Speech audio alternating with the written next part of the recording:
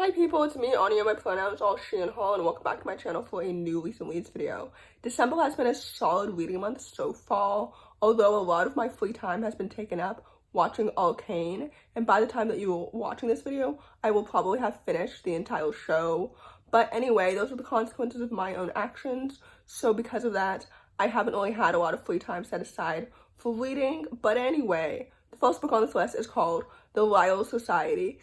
This story is a middle-aged contemporary following two main characters as they participate in a high-stakes game set at their prestigious school, if that makes any sense, amidst a background of like family secrets, secret societies, and a mysterious island. I'm so excited to read the sequel to this book when it comes out next year because this book was so good. It reminded me of like the Western game set in middle school, if that makes any sense. This book has been marketed for fans of like the Inheritance games and Knives Out. Like, I really enjoyed it so much. The game itself was so interesting and so thrilling. The plot was so engaging. The two characters are both so well developed and so distinct. I love their friendship so much. And it made so much sense towards the end. Like, this book is really good. The characters are so well developed and so distinct. I love the mystery. I love the plot. I love the setting. Everything about it was so intriguing and so engaging. So anyway, with that said, I rated this book 4 out of 5 stars. So with that said, I would definitely highly recommend it. The next book on this list is called The Vanishing Station. This story is a YA urban fantasy following a young half-Filipino main character who discovers that her father's job is related to an underground magic system in San Francisco, which I think is so fascinating and so cool. I love it when authors take like a mundane portion of modern day life and make it magical. In this case, a subway station, which was so cool and so fascinating. The world building is so excellent and so brilliant. The plot was so engaging and so intriguing. I was so invested in the mystery from the beginning to the end. The romance is so cute and so well done. The characters are so well developed and so distinct. I was so invested and so hooked from the beginning to the end. Like, this book is so underrated and it deserves so much more hype because I was so invested. Like, this story is so good. Even the Filipino culture was so well done. Like, I don't know if this book is a standalone or if they're all sequels. If they're all sequels, I will be reading them for sure. But anyway, overall, I rated this book 4 out of 5 stars. I would definitely highly recommend it. The next book on this list is called Keedie. This story is a middle-aged contemporary following a young autistic main character whose classmates recruit her against anti-bullying, if that makes any sense. Technically, this book serves as a prequel to A Kind of Spark, but in my opinion, you can read them both as standalones, especially since I went into this book not necessarily knowing that, if that makes any sense, since I read A Kind of Spark, I think maybe 4 years ago, almost 5 years ago. I should really tune into the TV show. I've heard that it's really accurate. But anyway, this book was so good, and I loved it. I rated it 5 stars. First of all, the autism representation was excellent and brilliant and so relatable. I really resonated so much with the main character and her disability.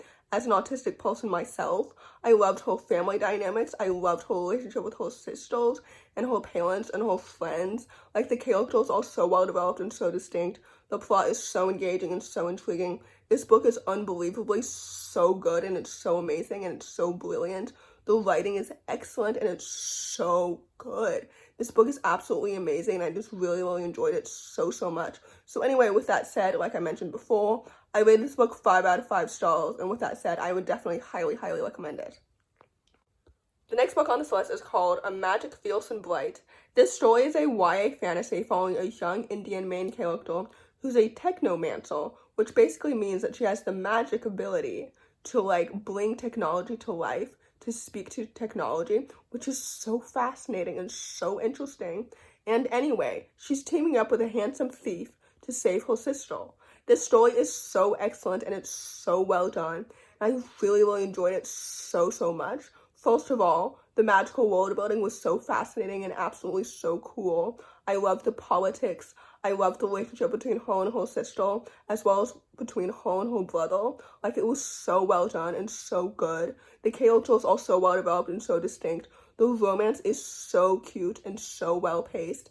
This book is so awesome. I really loved how fast paced and action-packed it was, because the world building is excellent. It's so brilliant. This book is so underrated and it's so good. The magic system made so much sense. I'm not sure if there are sequels to this book or not. Like, I don't know specifically if it's actually a standalone or not, you know? Like, sometimes Goodreads lists a book as a standalone, but then years later, like, the author announces a sequel, like Cemetery Boys, for example. But anyway, overall, I rated this book 4 out of 5 stars, and I really, really enjoyed it. So with that said, I would definitely highly, highly recommend it.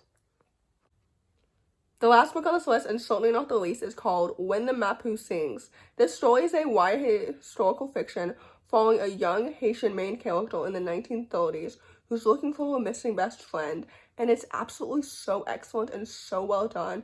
And if I've mispronounced the title, please let me know, because my French is simply not very good. This book is so excellent and it's so great. I just really, really enjoyed it so much, so I rated it 4 out of 5 stars. First of all, the writing is so lyrical and it's so pretty. I love stories set in free verse. Second of all, I love reading Black historical fiction stories, especially set in other countries aside from America. I feel like historically, Americans tend to dismiss history from other countries, since like this history is something that I definitely did not learn about in school at all. And I feel like it's so important to learn about history from other countries to see how it could parallel with things happening in your own country, if that makes any sense, especially since it's all interconnected and it all affects everyone else too. I don't know if that makes any sense, but anyway, this book was so good and it was so awesome. Since I didn't know anything about the history of Haiti at all, I had no idea what to expect from the plot. The plot was so engaging and so intriguing. The characters are so well developed and so distinct. The world building is excellent and it made so much sense and it's so good. Like, I love this book so much.